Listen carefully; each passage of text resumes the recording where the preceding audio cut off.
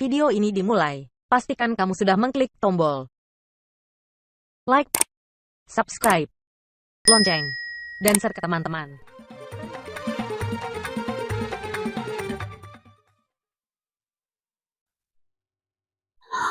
Alhamdulillahilladzi an'amana bi ni'matil imani wal islam, wassalatu wassalamu ala Muhammadin khairil anam wa ala alihi wa ashabihil kiram. Ashhadu an la ilaha illallah wahdahu la syarika lah, lahul malikul alam, wa ashhadu anna Muhammadan abduhu wa rasuluhu sayyidul anam. Allahumma salli wa sallim ala hadzal nabiyil karim wa ala alihi wa sahbihi wa man tabi'ahum bi ihsanin ila yaumiddin. Amma ba'du. Ya ayyuhan nas, usikum wa iyaya bitaqwallah faqad fadal muttaqun. Ittaqullaha haqqa tuqatih wa la tamutunna illa wa antum muslimun. Ya ayyuhalladzina amanu taqullaha wa qulu qawlan sadida yuslih lakum a'malakum wa yaghfir lakum dzunubakum wa may yuti'illaha wa rasulahu faqad faza fawzan 'azima. Qala Allahu ta'ala fil Qur'anil Karim, a'udzu billahi minasy syaithanir rajim. Bismillahirrahmanirrahim.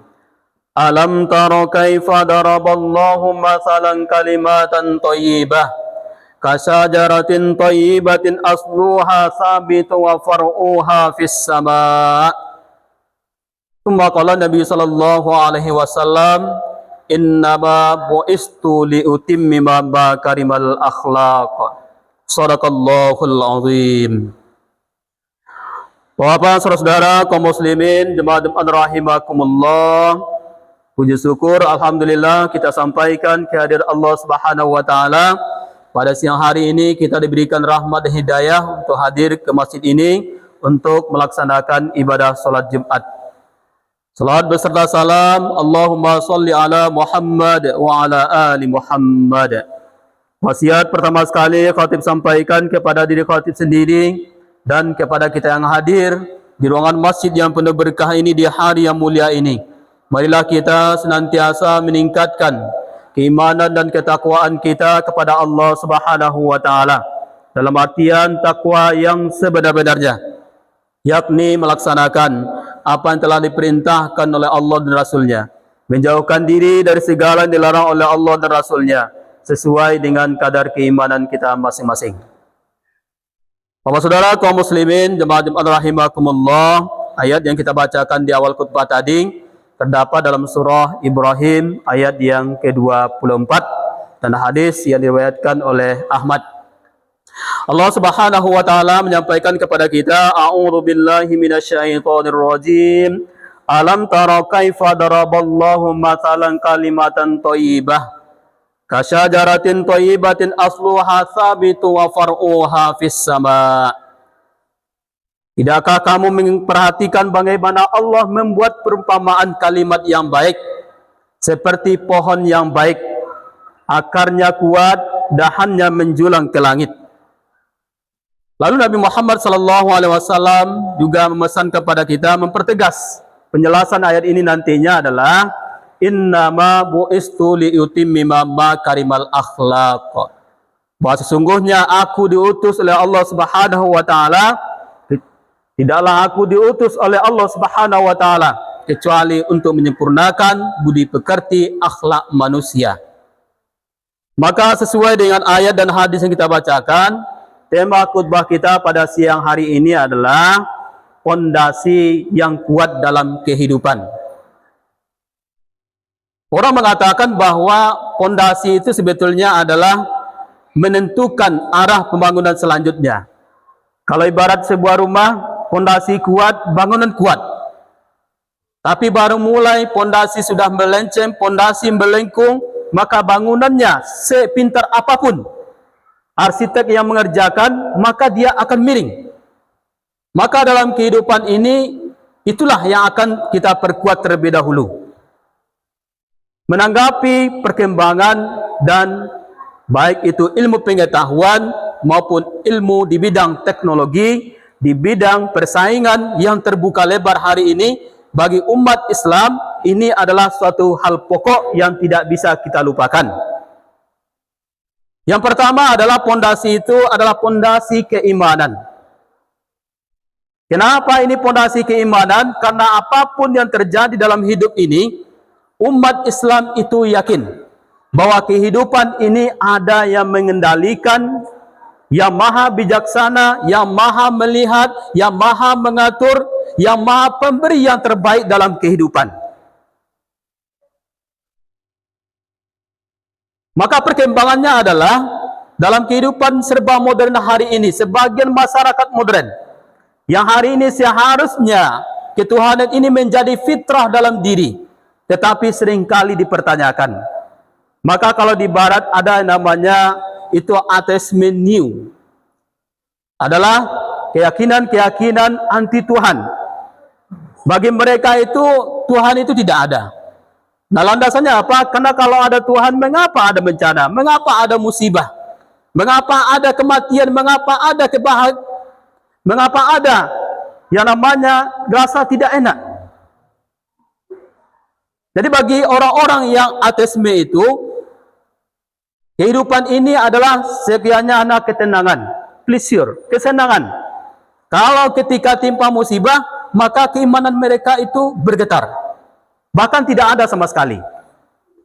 Maka bagi umat Islam yang beriman, kehidupan ini adalah memang adanya yang namanya ketakutan, kesedihan, adanya penderitaan. Karena Allah juga menyampaikan bahwa surganya Allah itu tidak akan ditempati, tidak akan diperoleh hanya dengan ketenangan. Dan ini kita rasakan sehari ini bahwa perjuangan untuk melaksanakan sholat berat, puasa berat, apalagi ibadah haji dan umrah itu berat.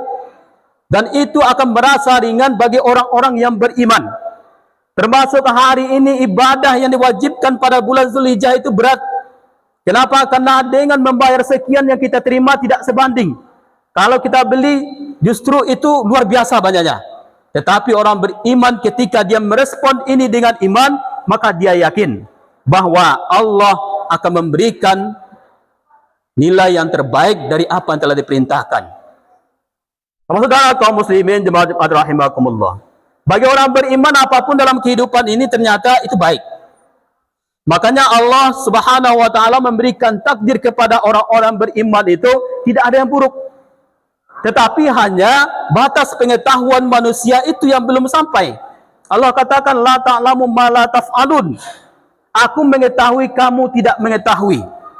Walaupun buruk, tetapi Allah Subhanahu wa taala di balik itu pasti menyediakan yang terbaik bagi umatnya.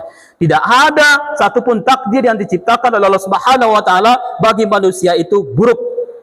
Tetapi sekali lagi adalah penilaian keimanan. Dan inilah yang disampaikan oleh Allah Subhanahu wa taala bahwa kalimat iman yang baik itu adalah seperti pohon yang kuat yang uratnya mencekam ke bawah dan pucuknya menjulang ke langit.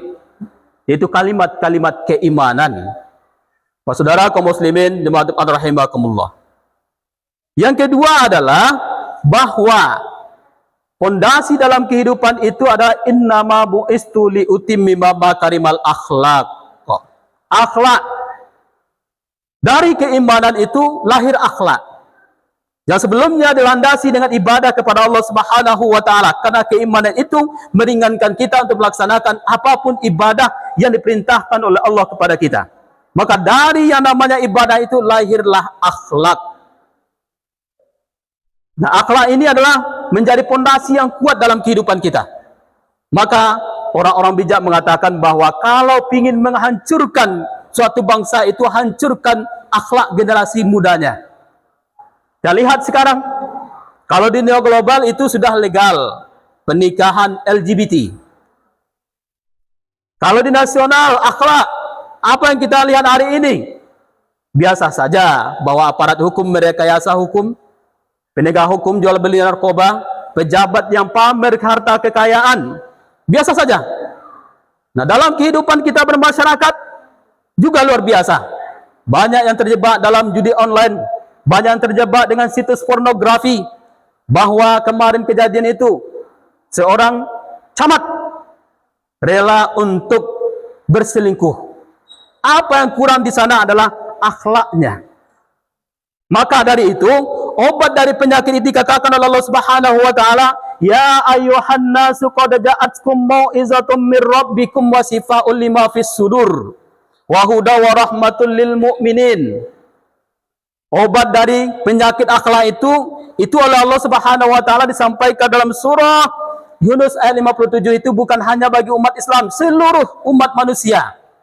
Kata Allah, wahai manusia, sungguh telah datang kepadamu pelajaran Al-Quran, penyembuh bagi penyakit yang ada dalam dadamu, petunjuk serta rahmat bagi orang-orang yang beriman. Mengapa ini Al-Quran obatnya? Karena memang dalam Al-Quran orang-orang yang beriman, orang-orang yang berakhlak, maka Nabi itu dikatakan bahwa akhlaknya Al-Quran. Kemarin terjadi kasus pelecehan oleh Dr. USG. Tetapi umat Islam kembalilah kepada Al-Quran, kembalilah kepada ajaran agama. Kalau dalam agama, orang yang sakit itu perempuan harus berobat ke dokter perempuan. Laki-laki harus berobat kepada dokter laki-laki. Kecuali dalam keadaan darurat betul. Nah ini banyak lagi dokter-dokter yang ahli perempuan USG itu memang perempuan. Kenapa? Karena dalam Islam jangankan untuk meraba, menyentuh, melihat aurat saja berdosa. Tetapi ketika umat Islam hari ini yang katanya modern, tidak kembali kepada ajaran agama, tidak kembali kepada ajaran yang disampaikan oleh Nabi Muhammad SAW, yang hanya penekanan ibadah saja, maka itu terjadi. Jadi kalau kita menilai wajar saja, itu kalau secara manusiawi. Tetapi kembali lagi kepada akhlak yang diajarkan oleh Rasulullah SAW, maka ini adalah suatu perbuatan yang tidak diizinkan. Wassaudara kaum muslimin jemaat rahimakumullah. Itu pondasi yang kedua. Pondasi yang ketiga adalah ilmu. Maka dikatakan oleh Allah Subhanahu wa taala bahwa yang namanya ketika terjadi yang namanya musibah itu banyakkan dari juga kekurangan ilmu. Maka para tokoh-tokoh dalam Islam itu juga menyampaikan apa akibat yang ditimbulkan ketika sesuatu itu tidak didasari dengan ilmu. Maka keduanya tadi adalah iman, akhlak, ibadah, itu yang paling tinggi itu dikeluarkan oleh ilmu. Orang berakhlak dengan baik, orang beriman dengan baik, orang beribadah dengan baik, itu adalah dengan ilmu. Maka ibadah saja tidak cukup ketika tidak dibarengi dengan ilmu. Ada beberapa riwayat yang disampaikan oleh Nabi. Yang pertama sekali ini sudah masyhur bagi kita. Ketika pembahasan tentang taubat, ada yang disebutkan oleh orang yang membunuh 99 orang itu. Itu yang pertama sekali dia bertanya kepada ahli ibadah. Kata ahli ibadah ini tidak ada lagi terima taubat. Maka yang kedua, yang memberikan solusi bagi dia adalah orang yang berilmu. Datang dia kepada orang berilmu. Apa masalahmu? Sudah membunuh 100 orang. Bisakah saya taubat? Bisa. Dengan alasan kamu keluar dari daerah ini. Dan itulah yang menyebabkan taubatnya diterima. Pada masa Nabi juga terjadi sahabat terluka kepalanya. Dia dalam keadaan junub. Ditanya oleh kepada sahabatnya, wahai saudara, apakah bisa saya bertayamum? Tidak. Harus mandi. Ketika itu mandilah dia. Maka karena kepalanya terluka, dia meninggal. Dikatakan kepada Nabi, sungguh dia telah membunuh saudaranya.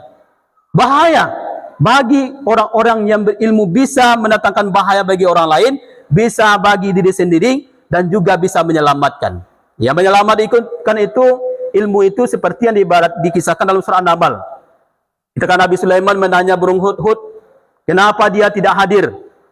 Kalau dia tidak hadir dengan tidak membawa penjelasan yang nyata dan itu berdasarkan ilmu, maka saya akan mengazabnya, saya akan memotongnya. Itu lebih keras bahasa Nabi Sulaiman.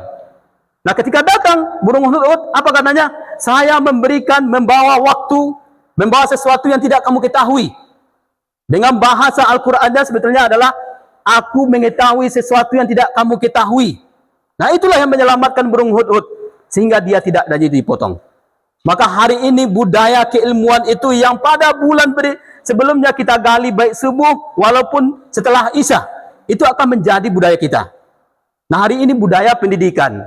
hari ini kalau kita bangsa-bangsa maju seperti Amerika, Eropa dan Cina, itu mereka sudah ilmuannya sudah sains, sudah berbasis teknologi. Kita itu masih menjadi objek pemasaran teknologi. Nah, bagi kita Islam itu rahmatan lil alamin. Tetapi hari ini apakah kita dirahmati atau yang merahmati? Maka apapun bentuk dari teknologi yang kita pakai hari ini, apakah sudah menjadi produknya Islam atau belum? Kalau belum, berarti kita masih banyak dirahmati. Dan ini PR bagi kita. PR bagi kita. Bagaimana hari ini realitas nyata? Bagi generasi muda yang telah menyelesaikan studi baik perguruan tinggi maupun sekolah-sekolah yang berbasis keilmuan, sudahkah kita merahmati? Dengan hasil-hasil karya kita, kita bisa memproduksi sesuatu. Dan itu adalah PR bagi kita bersama. Maka pendidikan yang dilakukan oleh orang-orang luar dari Indonesia ini adalah sesuatu yang menghasilkan. Sehingga ketika dia memang tamat dari pendidikan itu, mereka berkarya. Kalau anak-anak muda kita hari ini asik, di perguruan tinggi kita tidak menyangkal bahwa adanya yang namanya kebiasaan untuk memfotokopi hasil-hasil karya orang lain. Tidak lagi berdasarkan pemikiran, karena mereka memang diadapkan kepada itu. Nah, maka dari itu, Bapak Saudara kaum muslimin, jemaat rahimakumullah, kehidupan ini akan kuat. Kehidupan ini akan lancar, kehidupan ini akan indah ketika kita memiliki yang namanya iman yang kuat. Ketika kita memiliki ibadah yang kuat, akhlak yang kuat, dan ketika itu semuanya itu adalah kuncinya ilmu pengetahuan. Tidak cukup ibadah saja, tidak cukup akhlak saja, tidak cukup iman saja ketika ilmu kita abaikan. Camkalah fa'tabiru ya ulil absar la'allakum turhamun. Amana bi ni'matil imani wal islam. Ashhadu an la ilaha illallah wahdahu la syarikalah wa ashhadu anna Muhammadan abduhu wa rasuluh la nabiyya ba'da. Allahumma shalli wa sallim ala hadzal nabiyil karim wa ala alihi wa sahbihi ajma'in, amma ba'du. Ya ayyuhan nas usikum wa iyaya bi taqwallah faqad fadal muttaqun. Ittaqullaha haqqa tuqatih wa la tamutunna illa wa antum muslimun. Qala Allah ta'ala fil Qur'anil Karim. A'udzu billahi minasy syaithanir rajim. Bismillahirrahmanirrahim. Wal 'asr innal insana lafi khusr. Illal ladzina amanu wa 'amilus shalihat wa tawasaw bil haqq wa tawasaw bis sabr. Innallaha malaikatahu yusalluna 'alan nabi. Ya ayyuhalladzina amanu shallu 'alaihi wa sallimu taslima. Allahumma shalli 'ala Muhammad wa ali Muhammad kama shallaita 'ala Ibrahim wa ali Ibrahim. وبارك على محمد وعلى محمد كما باركت على إبراهيم وعلى إبراهيم إنك حميد مجيد. اللهم اغفر لنا ذنوبنا ولوالدينا وارحمهما كما ربيانا صغيرا ولجميع المسلمين والمسلمات والمؤمنين والمؤمنات الأحياء منهم والأموات. اللهم أعنا على ذكرك وشكرك وحسن عبادتك. اللهم أرنا الحق حقا وارزقنا اتباعه وأرنا الباطل باطلا وارزقنا اجتنابه. ربنا ظلمنا أنفسنا وإن لم تغفر لنا وترحمنا لنكونن من المسلمين. اللهم إخواننا المسلمين المجاهدين في فلسطين، اللهم أعز الإسلام والمسلمين، لا حول ولا قوة إلا بالله العلي العظيم. ربنا آتنا في الدنيا حسنة وفي الآخرة حسنة وقنا عذاب النار والحمد لله رب العالمين.